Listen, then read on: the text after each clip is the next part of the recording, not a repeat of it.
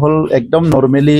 চিন্তা কৰা মানুহ আৰু বহুত বেছি ক্ৰিটিকেল সিচুৱেশ্যন বিলাকত মই খুমাব নিবিচাৰো আমাৰ দলকো আমি তেনেকা সিচুৱেশ্যনত নিব নিবিচাৰো আৰু সেই কাৰণে এইবাৰ নিৰ্বাচনত আমি অকলে কন্টেস্ট কৰিছো বহুত দলে ইটো সাইড নহলে হিটো সাইড মানে হয় তো আমি কোনো সাইড লোৱা নাই আমি এবাৰ অকল নিউট্ৰেলি মাজত থাকি ৰাইজৰ পক্ষত ৰাইজৰ লগত থাকি আমি নিৰ্বাচনত কন্টেস্ট কৰিছো গতিকে আমি সম্পূৰ্ণ আশা কৰিছো যে ৰাইজৰ যি মৰম ৰাইজৰ যি বিশ্বাস ৰাইজৰ যি ইউপিপিৰ প্ৰতি যি এটা আশা এটো পূৰণ কৰিবলৈ যোৱা যি 9 এপ্ৰিলত হৈ যোৱা নিৰ্বাচন ইয়াত অন্তত বিটিসি অঞ্চলৰ যিখিনি বিধানসভা সমষ্টি ইয়াত ইউপিপিএলকে খুব ভালকে ভোট দিছে মই এই খবৰটো পাই আছো হয় কবাত উপাৰ নিচ হয় তলত ওপৰত হয় কম বেছি হয় এটোটো থাকে আৰু এই কাৰণে মই আশা ৰাখিছো যে অসমত অহা 4 তাৰিখত যে যিমানখিনি ৰিজনেল পাৰ্টি যিমানখিনি আঞ্চলিকতাবাদী দল নিৰ্বাচনত অংশগ্ৰহণ কৰিছে ইয়াত ইউপিপিএলে 1 নম্বৰত থাকিব আৰু সকলোতকৈ বেছি বিধায়ক পাব মই হিটো আশা কৰিছো আৰু ইউপিপিএলে এনে মানে হাৱাত আমি পলিটিক্স কৰিবলৈ আহা নাই আমাৰ নিজৰ মিশন আছে ভিজন আছে কাউন্সিলত যেনেকৈ কাম কৰিছিলো বিধানসভাত আমি গৈ পেলাই আমাৰ অসমৰ বিভিন্ন পিছপৰা জনজাতি আৰু জনগোষ্ঠী সকলৰ কাৰণে আমি কাম কৰিম এই সকলৰ ভাষা সংস্কৃতি পৰিচয় অস্তিত্ব বিভিন্ন সমস্যাবিলাক যেটো ৰাস্তা দলঙেদি পূৰণ নহয় এই কামবিলাক কৰিবলৈ আমাৰ দলে সিদ্ধান্ত লৈছে যে বিধানসভাত এইবাৰ শক্তিশালী এটা ৰোল ইউপিপিএলৰ পৰা প্লে কৰিব লাগে যেটো নেকি অকল পাৱাৰ পলিটিক্স নহয় এতিয়া বিধায়ক হ'বলৈ বহুত বিচাৰিছে যে এজন জাস্ট বিধায়ক হ'ব লাগে বুলি ভাবিছে তেখেতে মই বিধায়ক হ'ব লাগে কিন্তু বিধায়ক হোৱাৰ পিছত কি কৰিব ইয়াৰ এজেন্ডা বহুতৰে নাই ইফালে বহুতে ভাবিছে মই মন্ত্ৰী হ'ম অমুক হ'ম XYZ হ'ম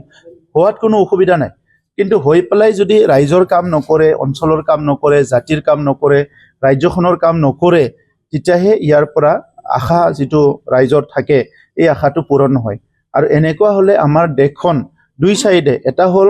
গণতন্ত্ৰৰ ভিতৰত বিশ্বৰ ভিতৰত সবচে সৰ্বশ্ৰেষ্ঠ গণতন্ত্ৰ বুলি কয় এই দিশতো আমি পিছ পৰি যাম আনপিনেদি আজি বিশ্বখন অৰ্থনৈতিকভাৱে শিক্ষাৰ দিশত বিভিন্ন দিশত যেনেকৈ আগুৱাই গৈছে টেকনলজিত সেইফালেও আমি পিছ পৰি যাম তো সেই কাৰণে যিসকলে নিৰ্বাচন খেলিছে সকলোকে মই শুভেচ্ছা জনাইছো খালি মোৰ অনুৰোধটো হিটোৱে যে যি দলৰে নহওক জোৰ পৰাই নাহক তেখেত সকলে যাহাতে বিধানসভাত আহি ৰাইজৰ কাৰণে কাম কৰে আৰু ৰাজ্যখনত যাহাতে কোনো ধৰণৰ সমস্যা নাহে ইয়াত সকলো যাহাতে ৰোল লয় হিটোৰ কাৰণে মই অনুৰোধ কৰিম মই আগৰ পৰা ময়ো চাই আছো এনেকা এটা টিভিত বহি এন্টাৰটেইনমেন্ট এটা ল'ব পাৰে যদি এনে ল'ব বিচাৰে যে টিভিত এইটো বজাইছে আস্তকে অমুক বজাইছে NDTVয়ে অমুক বজাইছে ৰিপাব্লিকে অমুক বজাইছে এনেকা চাই পেলাই এটা এন্টাৰটেইনমেন্ট ল'ব পাৰে যদি এজন নাগৰিক হিচাপে ভাবিবলৈ বিচাৰে এজন দেশৰ এজন শুভচিন্তক হিচাপে যদি মই ক'ব বিচাৰো তেনেকুৱা এক্সিট পোল বিলাকে এটা মাৰ্কেটিংৰ বাহিৰে একো নহয় এটো মানে ইমান ব্যস্ত কৰি ৰাখে 2 দিন 3 দিন মানুহবিলাকক আৰু হিটো লৈ পেলাই গোটেই মানুহবিলাকে হিসাব নিকাজ বিলাক কৰি থাকে কিন্তু নিৰ্বাচনটো হৈ গল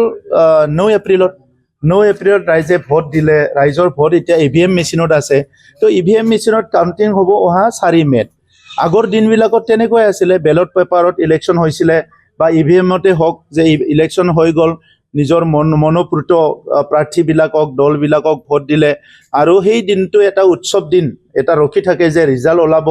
কোনবা ফুৰ্তি কোনবা দুখ কিন্তু হিটো আগতে তেখেত সকলে শেষ কৰি দিয়ে ইফালেদি এতিয়া কিমান মানে কোড কি জুৱা হৈছে কিবা হৈছে হিটোটো আমি ক'ব নোৱাৰো সো এই কাৰণে এই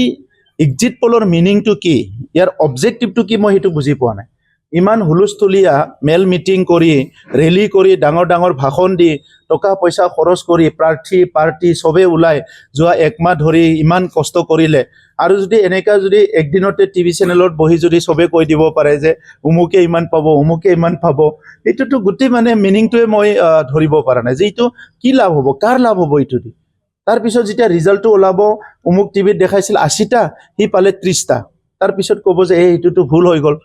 টেম্পাৰিং হৈছে কিবা হৈছে নিজৰ মাজৰ এটা সন্দেহ হৈছে সো এইবিলাক কথা গতিকে আজি কিছুমান সংস্কাৰ ইলেকশন কমিশনৰ কৰিব লগা আছে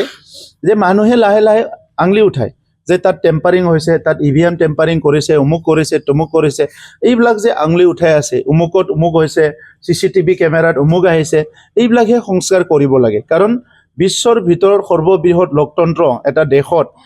ইয়াৰ যদি নিৰ্বাচনটো যদি নিৰ্বাচন আয়োগে ভালকে কৰিব পৰা নাই, আৰু আমাৰ দেশৰ নেতাবিলাকে বা ৰাজ্যৰ নেতাবিলাকে কোনোবাই যদি নিজৰ ক্ষমতাটোত অটুট থাকিবৰ কাৰণে কোনোবা বেয়া চিন্তা কৰিছে, সেইটোহে দুখৰ বিষয়। গতিকে দেশ এখন হাৱাত আগুৱাই যাব নোৱাৰে। দেশ এখন ইয়াৰ ফাউণ্ডেশ্যনটো ষ্ট্ৰং হ'ব লাগিব। আজি বিশ্বত বিভিন্ন দেশবিলাক আমি কলাপছ হোৱা দেখিছোঁ, বিভিন্ন দেশ উঠি অহা দেখিছোঁ, যে যি দেশৰ ওপৰত আমি কোনো তেনেকুৱা ধৰা চিন্তা কৰা নাই, সেই দেশবিলাকো কলাপছ হোৱা দেখিছোঁ। কিছুমান বিশ্বত এনেকুৱা মানে দবাই থকা নেতাবিলাকৰ কিছুমান কাণ্ড কাৰখানাবিলাক কেতিয়াবা ওলাই যায়, সেইটো দেশৰ মানুহৰ কাৰণে খুব এটা ফ্ৰাষ্ট্ৰেটিং এটা মেছেজ হয়। গতিকে আজি আমাৰ দেশখন আমি বহুত ভাল পাওঁ, ইয়াৰ ছিষ্টেমটো আমি ভাল পাওঁ, ইয়াৰ অনুষ্ঠান প্ৰতিষ্ঠানবিলাক আমি ভাল পাওঁ। গতিকে আজি সেই দিশতে আমি চাব লাগে। MLA মন্ত্ৰী হৈ পেলাই কিমান কাম কৰিব, 70 বছৰত কোনে কিমান কৰিছে, ইয়াৰ ইতিহাসটোতো চবৰে চকুৰ আগত ভাহি আছে। গতিকে আজিৰ সময়ত দেশখনৰ যিটো ভেলু মানে যিটো মূল্যবোধ বুলি কয়, সেইটো মানে নষ্ট হ'ব নালাগে। এটা হ'ল মই বিশ্বজিৎ দৈমাৰী ডাঙৰ দাদা হয়, তেখেতক আমাৰ এপছু দিনৰ পৰা লগ পোৱা, বিভিন্ন সময়ত বিভিন্ন কঠিন সময়বিলাকতো আমি ভালকৈ কথা পাতিছোঁ, জাতিৰ সমস্যাবিলাক একেলগে কথা পাতিছোঁ। গতিকে তেখেতৰ প্ৰতি মোৰ শুভেচ্ছা থাকিব। কিন্তু ইলেকশ্যনত হাৰা জিকা হয়, আমিও জিকিবলৈ ইলেকশ্যন খেলিছোঁ। তামোলপুৰত যোৱা 5টা বছৰত মই খুব ক্ল'জলি আছিলোঁ, তেখেতে ইমান ক্ল'জলি নাছিলে। তো সেইকাৰণে তামোলপুৰৰ ৰাইজে মেণ্ডেটটো মোকে দিছে, মই তেনেকৈ আশা কৰোঁ এজন প্ৰাৰ্থী হিচাপেও আৰু তামোলপুৰীয়া হিচাপেও। গতিকে জিকা হাৰাটো থাকে, এইটো লৈ পেলাই আৰু ইমান চিন্তা কৰিব লগা নাই, আৰু কামটো কৰিব লাগে ৰাইজৰে। গতিকে আমি ৰাইজক কাম কৰিবলৈ ওলাই অহা মানুহবিলাক ৰাইজৰ কাম কৰিবলৈহে মানসিকভাৱে প্ৰস্তুত হ'ব লাগিব। আৰু তামোলপুৰত আজিলৈকে কি হ'ল আৰু কি বাকী হ'ল, কোকৰাঝাৰত আজিলৈকে কি হ'ল আৰু কি বাকী হ'ল, এই কামবিলাকহে আমি হিচাপ কৰি কৰিব লাগিব, নিজৰ ঘৰখনৰ নিচিনা, নিজৰ চোতালখনৰ নিচিনা। 4 তাৰিখে গম পাব। গুৱাহাটীতো বহুত কথা ক'ব পাৰে, কিন্তু 4 তাৰিখটো আৰু 2 দিন বাকী আছে। তো ৰাইজে